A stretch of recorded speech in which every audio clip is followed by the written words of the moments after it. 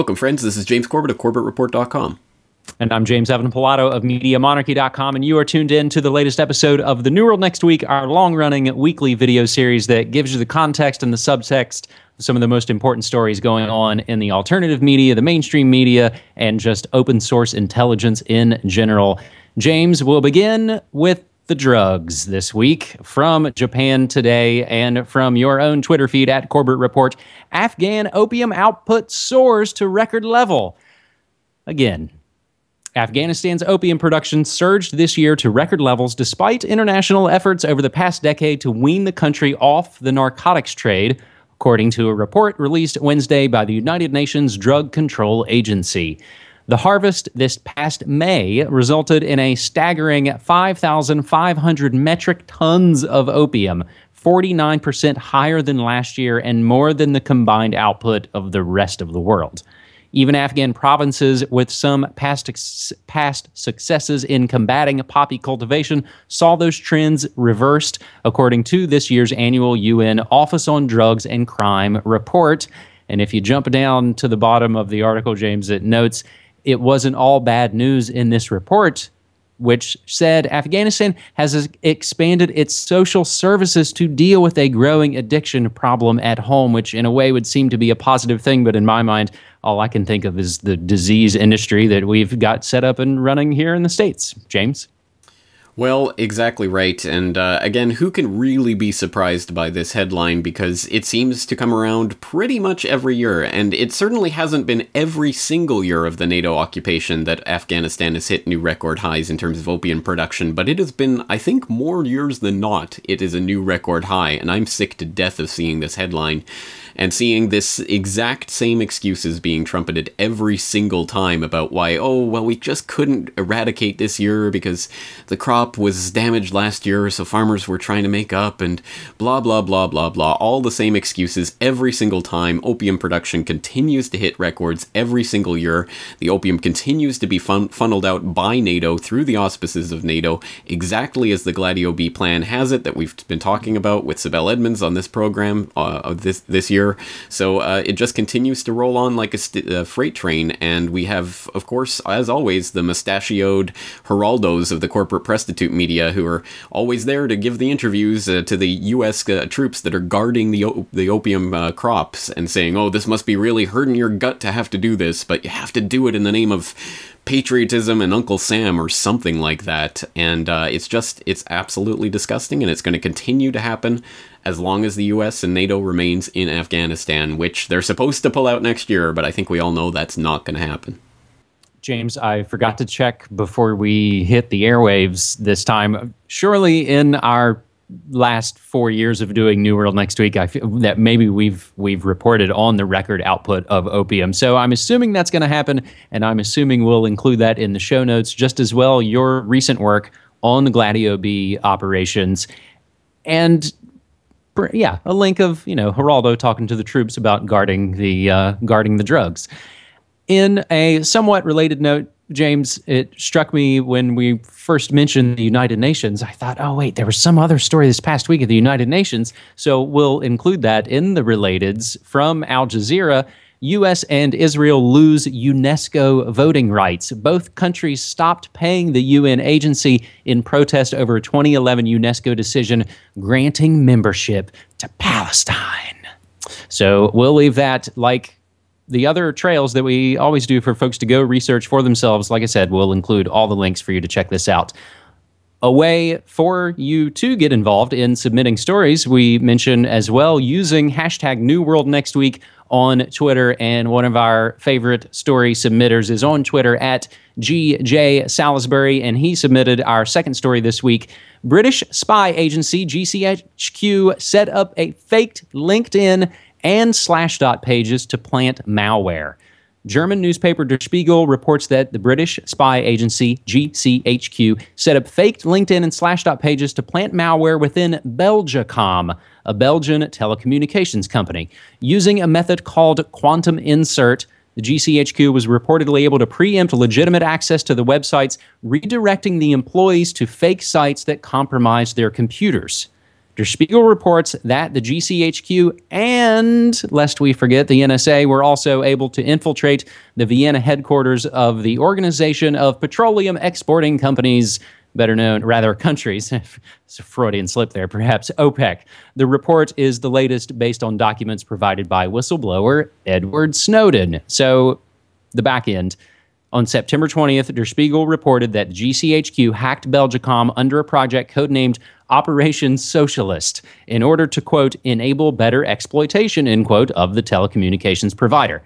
That report referenced the quantum insert method, also known as a man-in-the-middle attack. But today's report reveals that the British spy agency was able to spoof LinkedIn and Slashdot to conduct the operation. Now we get to the companies themselves. A LinkedIn spokesman told The Independent that, quote, we were never told about this alleged activity and we would never approve of it, irrespective of what purpose it was used for, end quote.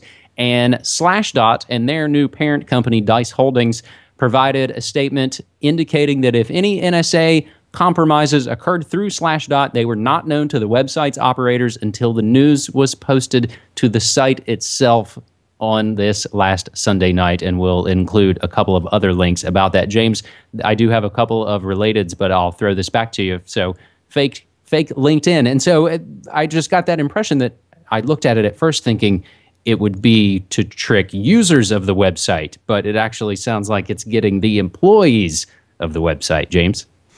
Right, yeah, the employees of the telecom, right? Yeah, this is just another remarkable story. Every single piece of this is interesting to me, and I think the bigger point that we should be stressing is, again, it doesn't have to be that every single telecom company in the world is necessarily actively collaborating with these people, because they'll just do man-in-the-middle attacks or whatever they need to do in order to compromise telecoms anywhere in the world. So they can certainly buy off or threaten or intimidate or cajole telecoms in their home countries, but when they move abroad, yeah, they'll do whatever they have to subvert it. And the other, I mean, fascinating part about this, you kind of highlighted their Operation Socialist. What an interesting code name. James, what do you make of this story? It just seems to be more evidence piled up and piled up and piled up. And I would like to think that it's going to be sort of, hopefully, the white hat nerds at places like Slashdot and LinkedIn, and more like the EFF and groups like that that can actually hopefully put the brakes on this kind of operation. But we see, the phone hacking still going on in the UK. The Lavabit fight is actually still going on. I just thought of that as you were speaking, James. Edward Snowden's email provider are still battling it out with the government. I believe Threat Level's reporting that the government has now doubled down on their attacks to try and get all the info from Lavabit. The other interesting thing floating around in the news related to GCHQ, NSA snooping and spying worldwide is the new poll being reported on by Salon, finding American writers self-censoring in the wake of the NSA. PEN America, a nonprofit that works to advance freedom of expression in speech and lit, released a disturbing survey that finds American writers not just increasingly worried about government surveillance as a result of the NSA, but also engaging in self-censorship. Out of the 528 members who responded to the survey, quote, fully 85% are worried about government surveillance of Americans, and 73% of writers have never been as worried about privacy rights and freedom of the press as they are today, James. So again, another... If you look at the opium output soaring as a mission accomplished, I would look at this self-censoring as yet another mission accomplished. Unfortunately so. What have we got up third? Our third and final story this week comes from my own Twitter feed at Media Monarchy for an interesting story that I did see trumpeted in the headlines, but fortunately Food Safety News gives us a little bit of the peek behind the headline. McDonald's and Gerber have not rejected Arctic apples. Recently, the activist group Friends of the Earth, FO, published a release entitled McDonald's and Gerber Say No to GMO Apples. That post had a number of extremely misleading and downright false statements which led to confusion and misunderstanding for readers and media outlets.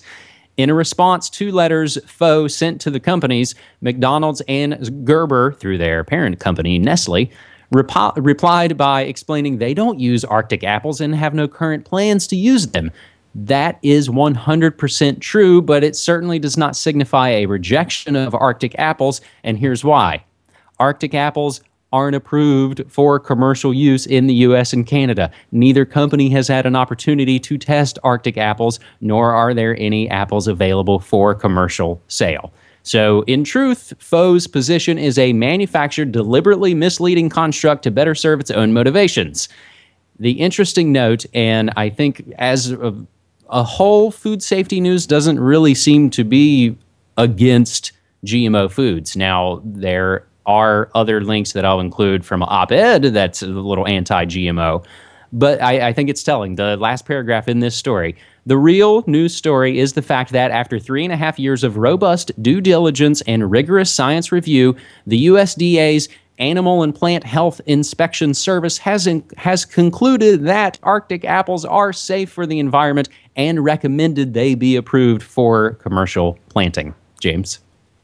No, we've never used an Arctic apple, never planned to use them, but that's because the hidden truth, the government has yet to approve them. You'll forgive that doggerel, but I just made it up on the fly. But yeah, absolutely, this is, a fundamentally great story for examining the way that we have to always interrogate the basic assumptions of any headline that streams across the news wires. And just because a company denies that they've ever used or plan to use a product doesn't mean they never will, doesn't mean they've ruled it out, doesn't mean that it's off the table for any reason, any good reason. In this case, it just means, well, it hasn't been approved, it hasn't been commercially available yet. And when and if it will, do you really think that McDonald's and the like are going to turn their nose up at it? Of course not. Of course the plan is to get us all hooked onto these GMO monstrosities and to basically engineer it right into the food pipeline. So again, it's very good to keep your skeptical hat on whenever you see these types of stories.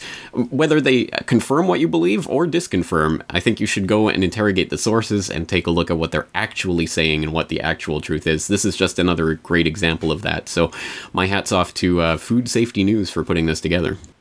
James, let me throw in two other interesting notes related to Food World Order topics. And by way of Red Ice Radio, factory forests, as the USDA considers approval of genetically engineered trees, and that aforementioned positive op-ed from Food Safety News on the industry's secret plan to get the feds to kill GMO labeling in every state.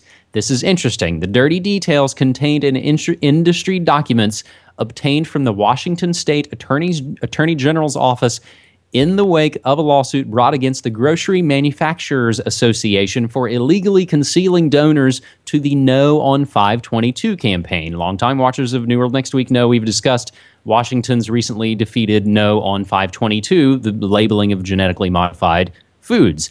This now, James, is looking like the same sort of situation we had here in Portland where they tried to ram fluoride down our throats, and we started to scratch and discover that it was all built on shady with secret meetings and undisclosed donors, and it's looking like the same kind of situation is happening again. That's right. Well, we should mention as of next week, there's not going to be a New World next week because I'm going to be out of town, out of the country. I'm going to be in France attending the FOSSA 2013 conference in Lille. So anyone who happens to be in the area, by all means, register and join us. It should be an interesting conference. I'm going to be talking about open source journalism. That means I won't be here. I won't be doing anything on the website next week, except, of course, people know next week is 11/22/2013, the 50th anniversary of JFK. So I'm going to do my best to try to get the video that I wanted to put up on the 50th anniversary ready so that it will actually appear on the website on Friday the 22nd. So please keep your eye out for that, and I'll do my best to do it. Otherwise, there will be a podcast, or I'm planning to do a podcast tomorrow if I can squeeze that in. That should also be along the JFK lines. So that's just my little deprogramming note. No New World next week, but I will be back and working on the website by the last week of November. All right, and so this has been episode 173 of the New World Next Week. James, always a pleasure. Thank you so much. Thank you.